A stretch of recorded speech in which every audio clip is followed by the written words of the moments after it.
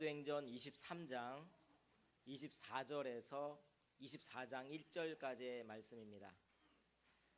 사도행전 23장 24절부터 24장 1절까지 말씀, 신약성경 230면에 있습니다.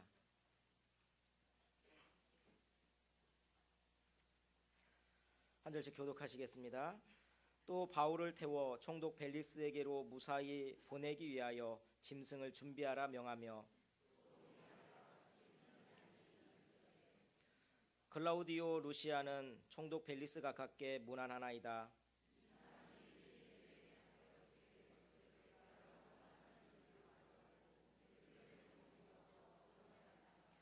유대인들이 무슨 일로 그를 고발하는지 알고자 하여 그들의 공회로 데리고 내려갔더니,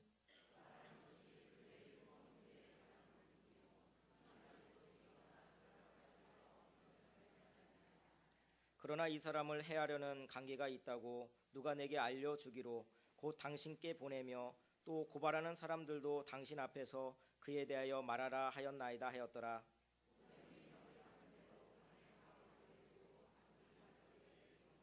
이튿날 기병으로 바울을 호송하게 하고 영내로 돌아가니라.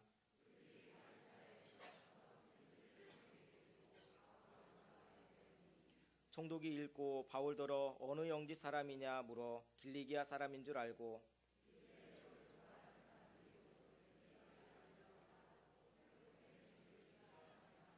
함께 읽겠습니다. 닷새우의 대제사장 아나니아가 어떤 장로들과 한 변호사 더둘로와 함께 내려와서 총독 앞에서 바울을 고발하니라. 아멘. 어제가 정월 대보름이었는데 오늘 주님께 나온 모든 성도들 정월 대보름의 이 대보름 달처럼 밝고 가득하고 풍요로운 한 해가 되시기를 주님의 이름으로 축원합니다. 쇠심줄이라고 하면은 소의 힘줄을 일컫는 말인데 아주 이 질긴 고집을 비유할 때 자주 쓰는 말입니다. 그러나 저는 오늘 이 쇠심줄을 이런 뜻으로 사용하려고 그래요. 포기하지 않고 끝까지 자신의 계획을 추진하는 뚝심이다. 이런 의미로 사용을 하려고 합니다. 오늘 우리는 세 가지 쇠심줄에 대해서 살펴보려고 합니다. 첫째는 유대인들의 쇠심줄입니다. 유대인들이 어떤 의미에서 고집스럽게 뚝심을 가지고 계속 어떤 일을 추진을 했느냐? 바울을 죽이려는 일이었습니다. 이 일에는 대제사장도 서기관들도 산헤드린 공회원들도 마찬가지였습니다. 산헤드린 공회에서 얼마나 심하게 했는지 폭동이 일어나서 바울이 찢어 죽을 것 같은 그런 상황도 벌어졌습니다. 그래서 10절 말씀을 보면 천부장은 바울이 그들에게 찢겨질까 하여 바울을 찢어버릴 정도로 이런 상황이 되니까 군인들을 명해서 바울을 보호하도록 합니다. 이 사람들보다 더 극단적인 사람도 있습니다. 12절과 13절에 보니까 유대인들이 당을 짓습니다. 그러면서 맹세합니다. 뭐라고 맹세하느냐? 우리가 바울을 죽이기 전에는 먹지도 않겠다, 마시지도 않겠다. 이렇게 동맹한 사람들이 40여 명이나 될 정도로 이렇게 결사대를 조직해서 바울을 꼭 죽이고야 말겠다는 겁니다. 그래서 천부장이 이들에게서 보호하기 위해서 군사로 호위를 해가지고 밤에 바울을 가이사랴로 보냅니다. 가이사랴까지 갔어요. 이제 여기 있는 줄 알고 죽이려고 그랬는데 예루살렘엔 없습니다. 자기들 코앞에는 없습니다. 멀리 갔습니다. 그러니까 이제 됐다. 그리고 포기함직도 한데, 그런데 이 사람들은 어떻게 했느냐? 바울을 해야 하는 데는 쇠심줄 같은 고집을 가지고 끝까지 쫓아간다는 거예요. 그래서 24장 1절 말씀을 보면 이런 말씀이 있어요. 다 같이 읽어볼까요? 시작. 닷새 후에 대제사장 아나니아가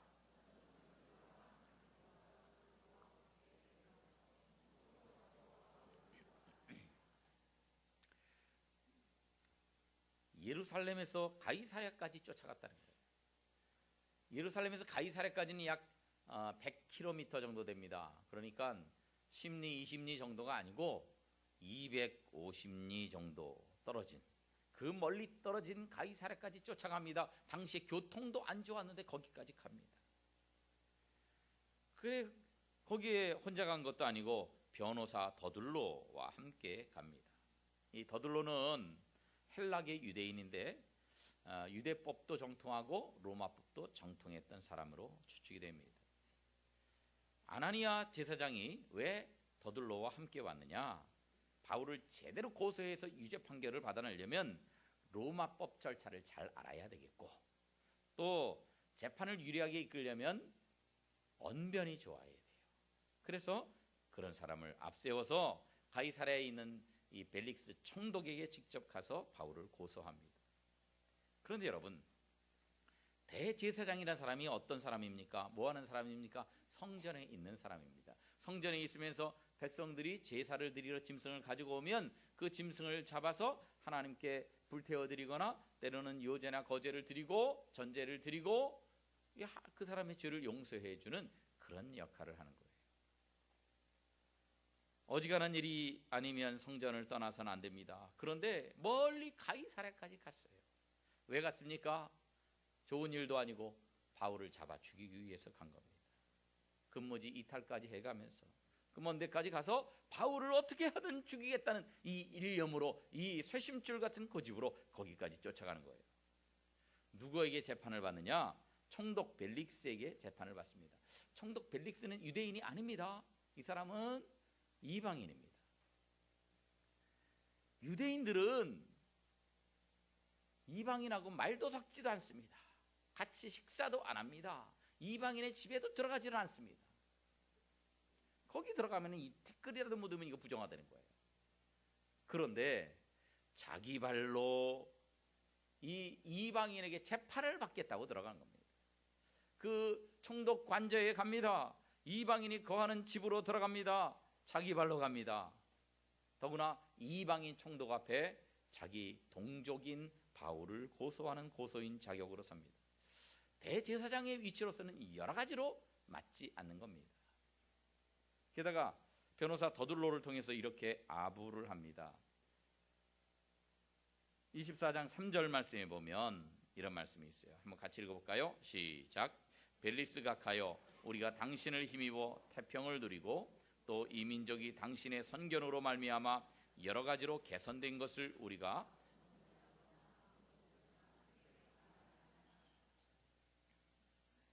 벨리스에게 굉장히 아첨을 해요. 우리가 당신을 힘입어 태평을 누리고 있습니다. 이 민족이 당신의 선견지명 같은 것 때문에 여러 가지로 많이 발전을 했습니다. 우리가 어느 모양인지 어느 곳에든지 크게 감사하고 있습니다. 그런데 지금 이렇게 하면 안 되는 입장이에요. 벨릭스는 로마 황제를 대신해서 유대를 식민지 통치하고 있는 지배자입니다. 유대인들은 민족적 자존심에 거기서 벗어나야 돼요.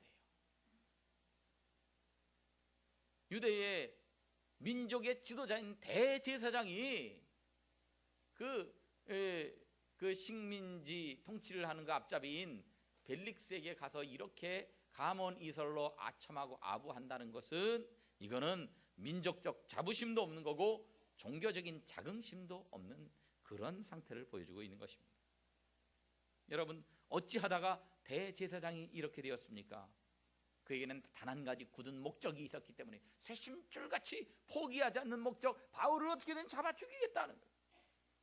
그것 때문에 민족의 자존심도 팽개치고 신앙도 내버리고 있습니다. 여러분, 이게요 아나니아의 문제만은 아닙니다. 우리도 누구를 미워하면 똑같이 될 수 있습니다. 누군가를 미워하면 우리의 시야가 좁아듭니다.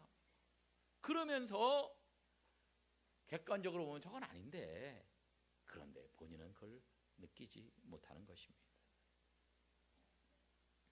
우리가 뚝심도 있어야 되고요, 때로는 고집도 필요합니다. 그러나 하나님의 뜻을 거스르는 고집이 있다고 한다면 오래 이걸 붙잡고 있지 말고 속히 버려야 이것이 현명한 것입니다.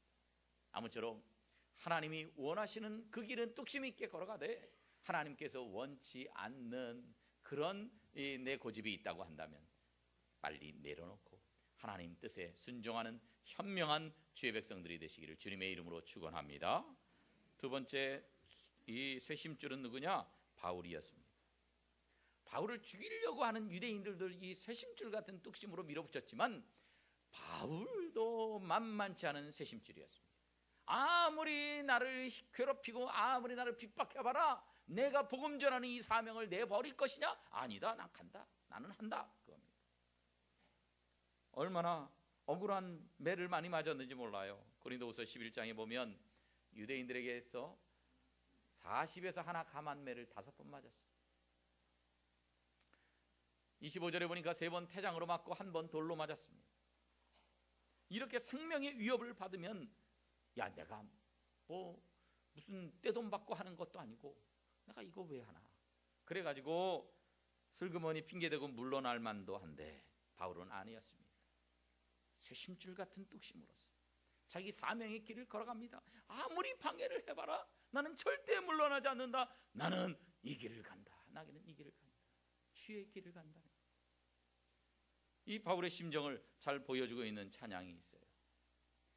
비바람이 앞길을 막아도 나는 가리 주의 길을 가리.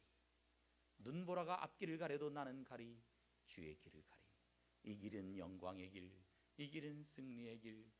나를 구원하신 주님이 십자가 지고 가신 길. 나는 가리라 주의 길을 가리라. 주님 발자취 따라 나는 가리라. 나는 가리라 주의 길을 가리라. 주님 발자취 따라 나는 가리라. 험한 파도 앞길을 막아도 나는 가리 주의 길을 가리. 모진 바람 앞길을 가려도 나는 가리 주의 길을 가리. 이 길은 고난의 길, 이 길은 생명의 길, 나를 구원하신 주님이 십자가 지고 가신 길. 나는 가리라 주의 길을 가리라. 어떤 어려움이 있어도 그 주의 길을 가겠다고 결심하는 이 바울 사도의 마음이 묻어난 찬송 아니겠습니까? 그렇습니다. 우리도 우리의 사명의 길들이 있는데 어려움이 있으면 쉽게 포기하고 있지 않습니까? 내가 주님 일하다가 이런 말을 들을 필요가 뭐가 있는가? 그러면서 쉽게 때려 치고 싶은 마음이 들지 않으십니까? 성경 우리에게 말씀합니다. 선을 행하다가 낙심하지 말지니, 낙심하지 말지니, 포기하지 아니하면 때가 이름에 거두리라. 그렇습니다. 우리가 열매를 못 거두는 이유가 무엇입니까? 끝까지 견디면 열매를 거둘 수 있는데 쉽게 포기하기 때문에 그래요. 쉽게 낙심하기 때문에 그래요. 그렇지 않으면 때가 옵니다. 열매를 거둘 때가 오는 것입니다. 아무쪼록 하나님이 원하시는 길, 주님께서 우리에게 주신 사명의 길을 쉽게 포기하지 말고, 선한 일을 하다가 낙심하지 말고 그 열매를 맺을 때까지 계속해서 아름다운 길을 걸어가는 주의 백성들이 되시기를 주님의 이름으로 축원합니다. 마지막 쇄심줄은 누구냐? 바로 하나님이십니다. 사실 하나님에게요, 쇄심줄이라는 용어를 쓰기가 상당히 거시기합니다. 그렇긴 하지만 사실 하나님이야말로 유대인보다도 더, 바울 사도보다도 더 포기하지 않고 뚝심을 가지고 밀어붙이시는 분 아니겠습니까? 그래서 주의 백성들을 보호하실 때도요, 잠깐만 보호하고 그 다음에 포기하는 분이 아니에요. 끝까지 보호해 주시는 분이에요. 바울이 위기를 겪을 때마다 하나님이 바울을 도와주십니다. 지난주에 말씀을 드렸죠. 사내들인에서 큰 곤경을 겪고 불안해하는 그 바울에게 주님이 그날 밤에 찾아오셨습니다. 11절에 보니까 그날 밤에 주께서 바울 곁에 서서 이르시되 담대하라 말씀하십니다. 그날 밤에 위로해 주십니다. 그리고 바울을 잡아 죽이겠다고 하는 40명의 결사대가 조직이 되었을 때에, 매복했다가 죽이겠다고 할 때에, 그때 그 계획을 바울의 생질이 알도록 해주신 분도 하나님입니다. 그걸 바울에게 보고하고 천부장에게 보고할 수 있도록 한 것도 역시 하나님이 하신 일입니다. 또 불신자인 천부장이 돕도록 해주신 분도 하나님이셨습니다. 그래서 이런 방법들로 바울을 보호하셨습니다. 바울을 호송했는데 이 호송이 이틀이 걸렸습니다. 오늘 본문 31절에 보니까 이제 그 예루살렘을 출발해서 안디바드리까지 갔습니다. 여기 안디바들이라고 하는 곳은 그 예루살렘 서북쪽 약 40km 정도 되는 지점이고요. 한 중간쯤이에요. 그러니까 중간 조금 못 되는 데인데 거기를 거쳐서 그 다음에 안디바드리에서 가이사랴까지 가는데 한 60km 정도 됩니다.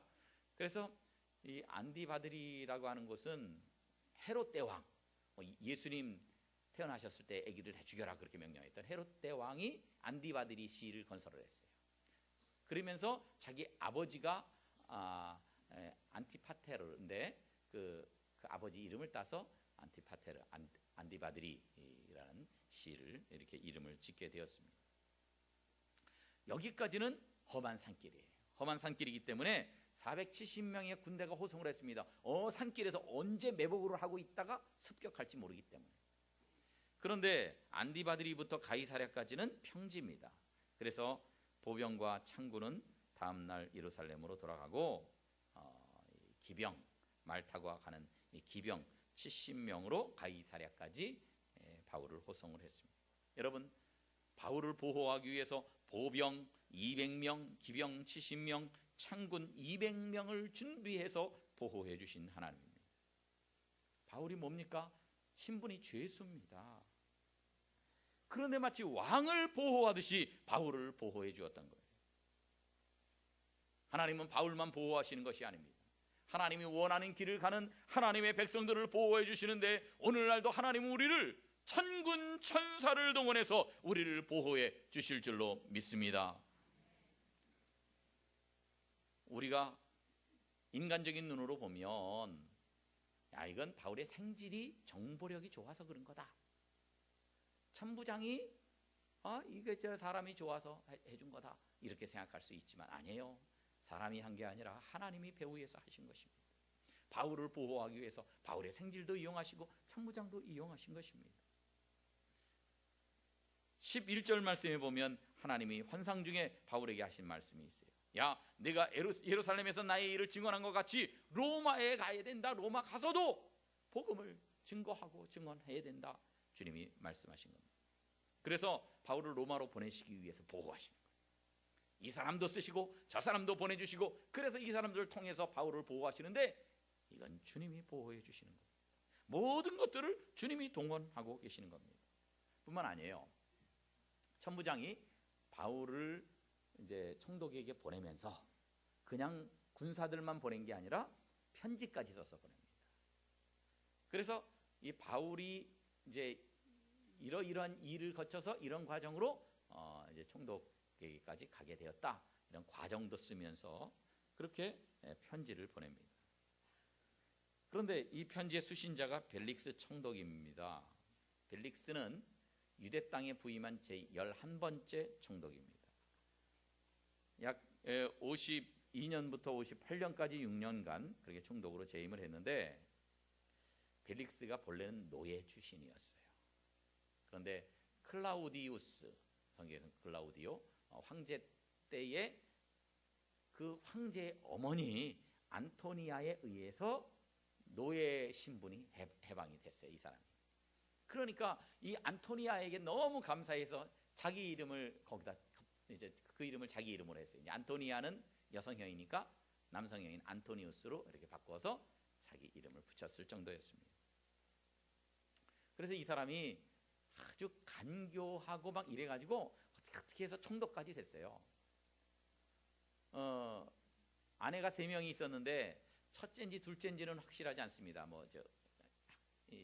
역사학者간의 의견이 갈리니까. 그런데 그 아내가 누구냐면 클레오파트라죠. 클레오파트라의 손녀와 결혼을 했어요. 그러니까 그 유명한 이집트의 클레오파트라의 손녀하고 결혼을 했으니 얼마나 대단한 여자하고 결혼을 한 겁니까? 그런데도 유대 총독으로 부임을 하게 되면서 유대 사람들과 좋은 관계를 가져야 되니까 유대 여자와 또 결혼을 합니다. 3번째 부인인데 두루실라라고 헤롯 아그리파 1세의 딸이에요. 거기하고 결혼을 또 해요. 하여튼 이런 면에서 정치적으로 감각이 있고 그리고 교활하고 간교한 사람이었습니다. 그래가지고 나중에는 네로 황제 때 네로 황제의 아주 사랑을 받는 그런 신하가 되었어요. 역사가 타키투스는 벨릭스에 대해서 이런 평가를 내리고 있습니다. 그는 잔인하고 음탕하며 노예의 정신을 가지고 국왕의 대리권을 행사한 자였다. 그렇게 기록을 하고 있습니다. 나쁜 사람이에요. 나쁜 사람. 그런데 이 나쁜 사람에게 바울을 보내게 될 때에 바울이 얼마나 곤경을 겪겠습니까? 천부장이 바울에 대해서 기록하면서 기가 막히게 바울이 무죄하다고 하는 것을 이 편지에서 기록하고 있습니다. 29절 말씀 다 같이 읽어보겠습니다. 시작. 고발하는 것이 그들의 율법 문제에 관한 것뿐이요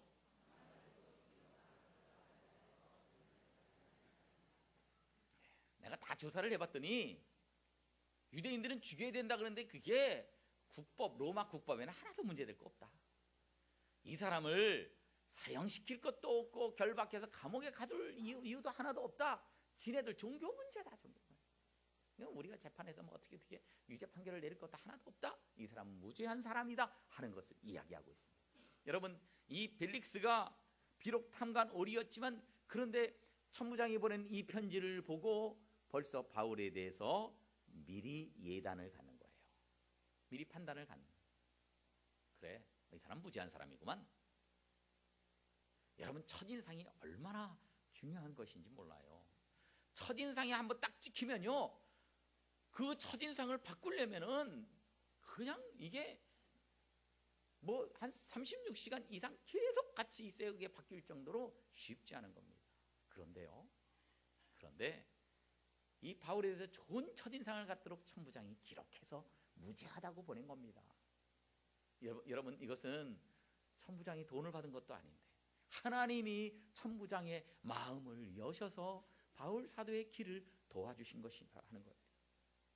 그러니까 이 벨릭스 총독이요, 뇌물도 좋아하고 탐관 오리였습니다. 그런데 아무것도 받은 것이 없는데 바울 사도에 대해서는 좋게 대접을 해줍니다.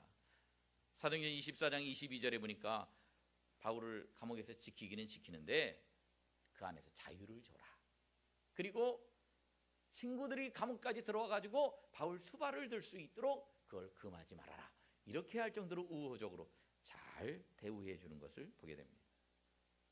천부장의 편지 때문에. 천부장이 이걸 쓰고 싶어서 쓴 게 아니라 하나님께서 천부장의 마음을 움직이시고 그 편지를 읽는 이 총독 벨릭스의 마음을 움직이신 것입니다.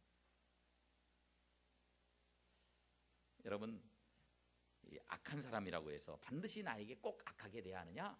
그건 아니라는 거예요. 악인도 내게 선한 대접을 하게 만드시는 것이 하나님의 섭리입니다. 세상 사람들이 악한 사람들이 많지만 악하다고 다 욕하지 마세요. 하나님이 나를 도와주시면 악한 사람들도 내게는 도움이 되고 유익이 되는 사람으로 바꾸어 주시는 분이 우리 하나님이신 줄 믿으시길 바랍니다. 모든 것은 다 하나님의 손에 달려 있습니다. 악한 사람도 하나님이 그 마음을 움직이시면 얼마든지 내게 유익한 사람이 되는 거예요. 아하수에로 왕은 이게 성경에서 보면 좋아 보이지만 역사적으로 보면 아주 폭군이었습니다. 나쁜 사람이었습니다. 그런데도 불구하고 그 폭군을 사용하셔서 에스더의 간청을 받아들이게 하시고 유대 민족이 다 멸절당할 위기에서 유대 민족을 보호하는 그런 역할을 하게 됐던 거예요. 하나님은 악인도 그 시대에 맞게 그렇게 사용하시는 분입니다. 악인도 하나님의 백성들을 위해서 유익하게 바꾸실 수 있는 분이 우리 하나님이십니다. 그래서 우리는요, 우리 주변에 악인이 있고 왼수가 있어도 너무 미워할 필요 없어요. 어떻게 되느냐? 잠언 16장 7절에 보면 이런 말씀이 있어요. 다 같이 읽어봅니다. 시작. 사람의 행위가 여호와를 기쁘시게 하면, 아멘. 그 사람의 원수라도 그와 더불어 화목하게 하시는, 우리 원수가 있어도 하나님이 그 원수가 우리와 화목하게 되고 그 원수가 우리를 돕는 사람으로 변화시키실 수 있다는 거예요. 문제는 뭡니까? 전제 조건이 사람의 행위가 여호와를 기쁘시게 하면 그렇다. 우리가 하나님을 기쁘시게 살면 하나님께서 원수도 나를 도와주도록 그렇게 바꿔주시는데, 내가 하나님 앞에 하나님 기쁘시게 살지 못하면서 원수가 많다고 원수를 미워해봐야 소용이 없다는 겁니다. 모든 것은 하나님 손에 달려 있습니다.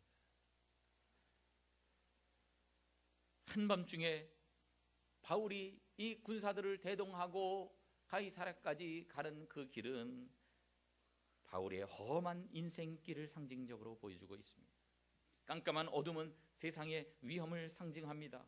적들이 생명을 노립니다. 언제 매복했다가 공격할지 모르는 상황입니다. 이 세상은 이렇게 온갖 위험이 도사린 그런 인생길을 우리도 걸어가고 있습니다. 그러나 여러분, 이 세상이 간단치 않습니다. 위험이 많습니다. 그러나 안심하십시오. 하나님께서 우리를 지켜주시고 하나님께서 우리를 보호해 주시기 때문에 그래요. 하나님이 우리를 인도하시는 방법, 우리를 보호하시는 방법은 아주 다양합니다. 하나님이 내 인생을 어떻게 인도하실까 걱정하지 마세요. 하나님이 바울에게 말씀하셨잖아요. 로마로 가라.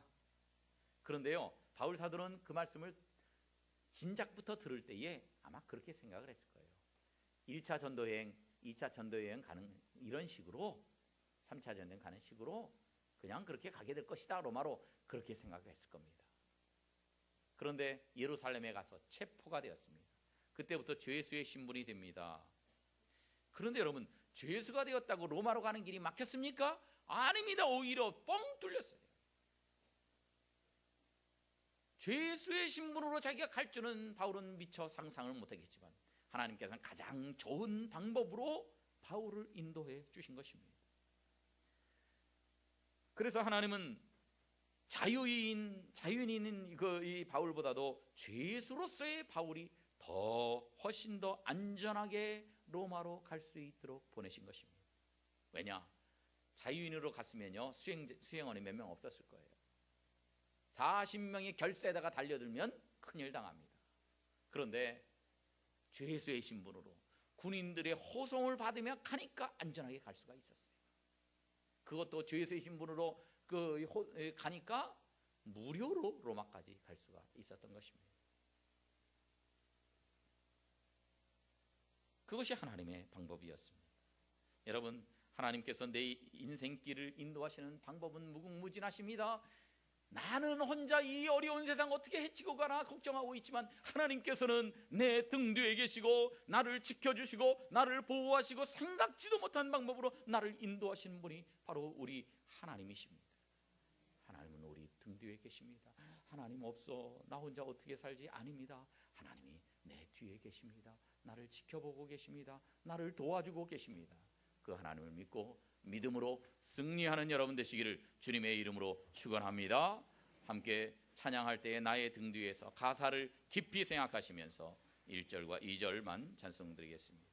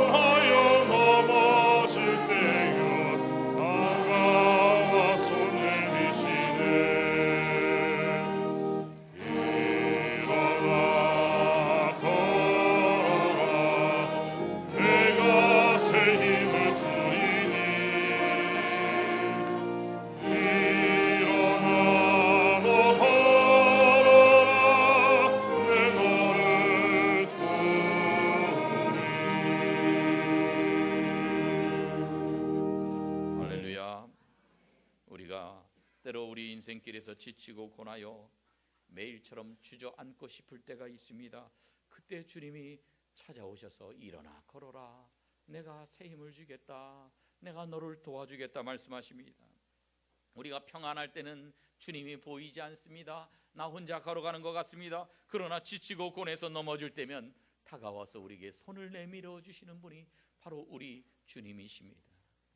이 땅을 내 혼자 힘으로 살아가려면 너무나 고달픕니다. 쓰러질 수밖에 없습니다. 그런데 이 고단한 밤에 내게 동행하시고 내 등 뒤에서 언제나 나를 도와주시는 하나님이 쇠심줄 같은 뚝심으로 절대 나를 포기하지 않고 나를 끝까지 보호하신다는 사실을 믿고 내 사명의 길을 아름답게 걸어가는 주의 백성들 되시기를 주님의 이름으로 축원합니다.